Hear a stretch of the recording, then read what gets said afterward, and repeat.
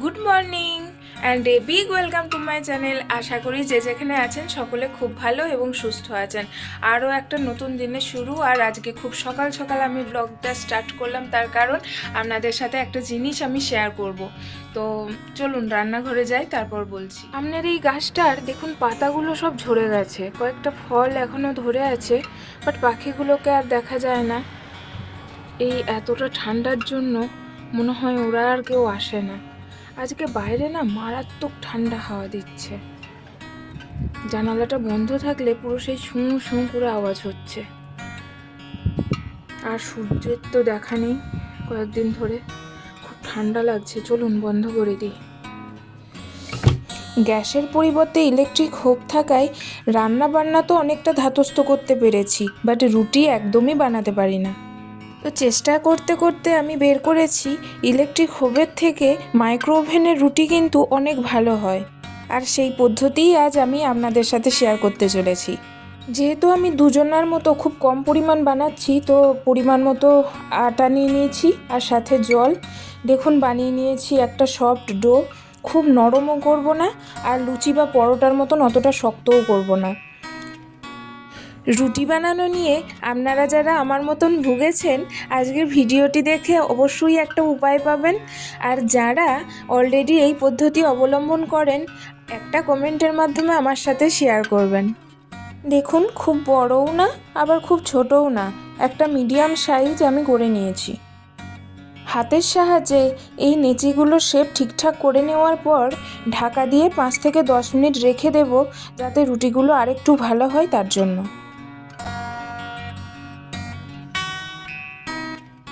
রুটিগুলো আমি এক এক করে বেলে নিয়েছি, এবার মাইক্রো ওভেনে ভেজে নেব। এক্ষেত্রে একটা সমস্যা হলো, আমরা গ্যাসেতে যখন রুটি বানাই যেমন 3-4টে রুটি অ্যাট এ টাইম বানাতে পারি, এখানে কিন্তু ইন্ডিভিজুয়ালি একটা একটা করে বানাতে হবে। তো দেখতেই পেলেন আমি যে প্লেটটায় বানাবো সেই প্লেটটার মধ্যে 1 পিস রুটি বেলা নিয়ে নিয়েছি। এখন মাইক্রো ওভেনে ঢুকিয়ে দিচ্ছি। প্রতিটি রুটি ভাজতে আমার টাইম লাগে 70 সেকেন্ড। একদম প্রথমে আমি টাইমার দেব 30 সেকেন্ড, তারপর রুটিটি উল্টে 20 সেকেন্ড, আবার একবার রুটিটি উল্টে লাস্টেও 20 সেকেন্ড।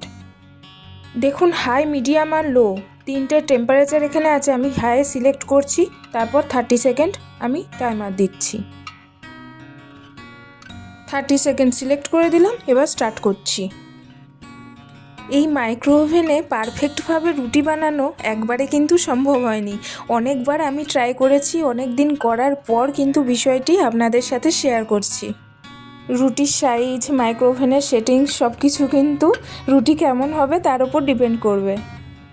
তাই শুরুতে চেষ্টা করবেন রুটিগুলো একটু ছোট সাইজ করার, আর চারিদিকটা যেন ইকুয়াল থাকে। মাঝে মধ্যে যে সমস্যাটি হয়, এই ধারের দিকটা বেশি পাতলা হয়ে গেলে ভাপে প্লেটের সাথে চিপকে যায়, তো রুটিটি তখন উল্টাতে অসুবিধা হয়। এবার আমি টাইম সেট করব 20 সেকেন্ড। আরেকটিও বিষয় বলে রাখি, রুটি ফুলছে না দেখে যদি 10 সেকেন্ডও আমি বেশি টাইম ইউজ করে ফেলি একটা রুটির জন্য, তাহলে কিন্তু রুটি শক্ত হয়ে যায়। এই ভিডিওটি দেখে যদি কেউ এই প্রসেসে রুটি বানাতে চান, রুটির সাইজ অনুযায়ী আপনারা কিন্তু টাইম অ্যাডজাস্ট করতে পারেন। ভালো করে দেখলে বুঝতে পারবেন হালকাভাবে ফোলা স্টার্ট হয়েছে। এবার আরেকবার রুটিটি উল্টে আমি 20 সেকেন্ড টাইম সেট করে দেব। এখানে আসার পর দৈনন্দিন জীবনে মাইক্রো ওভেনের ব্যবহারটা না অনেকটাই বেড়ে গেছে। আমার বাড়িতে মাইক্রো ওভেন ছিল না, এখানে আসার পরই মাইক্রো ওভেনের দর্শন পাওয়া। কিন্তু তা বললে কি হবে, সকালে ঘুম ভাঙা থেকে রাত্রে ঘুমাতে যাওয়া পর্যন্ত এই মাইক্রো ওভেনই ভরসা হয়ে গেছে এখন।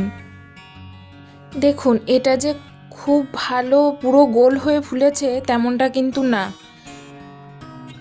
কিন্তু যেহেতু টাইম কমপ্লিট হয়ে গেছে আমি আর ভাজবও না, এটাকে বের করে নেব। না, সেকেন্ডবারের রুটিটা আমাকে ধোঁকা দেয়নি, দেখুন একদম গোল হয়ে ফুলেছে।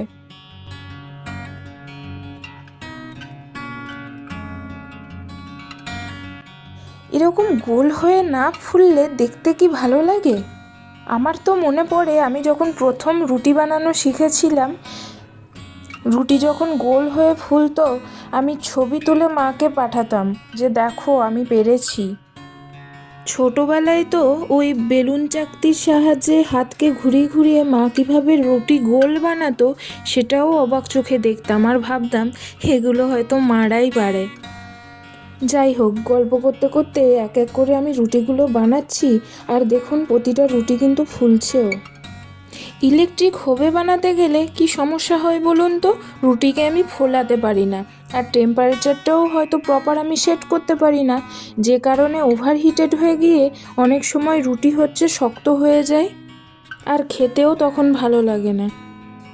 আর একটা খুব ইম্পর্টেন্ট বিষয় হচ্ছে এই হয়ে যাওয়া রুটিগুলোকে অবশ্যই এয়ারটাইট কন্টেনারের মধ্যে রাখলে ভালো হয়, বাইরের হাওয়া লাগলেই কিন্তু রুটি শক্ত হয়ে যাবে। যেহেতু আমি এগুলিকে এখনই প্যাক করব, তাই আলাদা করে আর কন্টেনারের মধ্যে ভরলাম না, এই বাটির মধ্যেই এক এক করে রেখে আর একটা প্লেট দিয়ে ঢাকা দিয়ে রাখবো। সেমভাবে আমি আর একটা রুটিকে ওই প্লেটের মধ্যে দিয়ে দেব।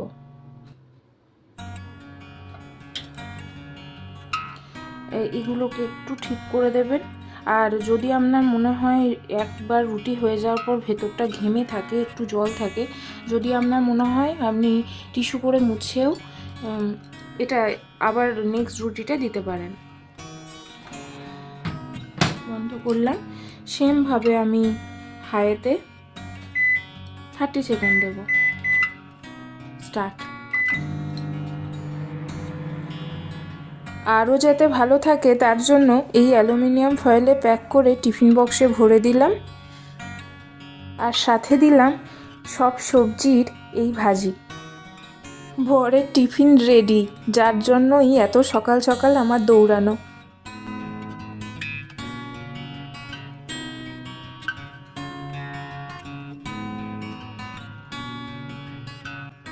বিকেলে খাওয়া দাওয়ার পর একটু বেরিয়েছিলাম বাইরের দিকে। চারিদিকটা এত সুন্দর লাইট দিয়ে সাজিয়েছে, জাস্ট অপূর্ব লাগছে দেখতে। হঠাৎ করেই এই স্নোম্যান আর টেডি বিয়ারের সাথে দেখা। দুজনেই আমার ভীষণ প্রিয়। ওই যে আবার হাই করছে। এদের সাথে একটা ফটো তুলে স্মৃতি হিসেবে তো রাখতেই হবে। আর পাশেই কিছুজন পারফরমেন্স করছে। রাস্তায় আসার সময়ই এদের এই ইনস্ট্রুমেন্টের আওয়াজ অনেক দূর থেকেই পেয়েছি। দূর থেকে শুনে অবিকল মনে হয়েছিল বিয়ের সময় যে বাদ্যি বাজে, খানিকটা সেই রকম। আর এই বাজনার তালে তালে এই দেখতেই পাচ্ছেন একজন খুব সুন্দর ডান্স করছে। হঠাৎ করে বিষয়টা কি হচ্ছে ঠিক বুঝতে পারছিলাম না, তো কেন হচ্ছে জিজ্ঞাসা করতেই শুনলাম কোনো এক বাচ্চার আজকে জন্মদিন, তো তার ফ্যামিলি থেকেই এইসব অ্যারেঞ্জ করা হয়েছে তার জন্মদিন উদযাপনের জন্য।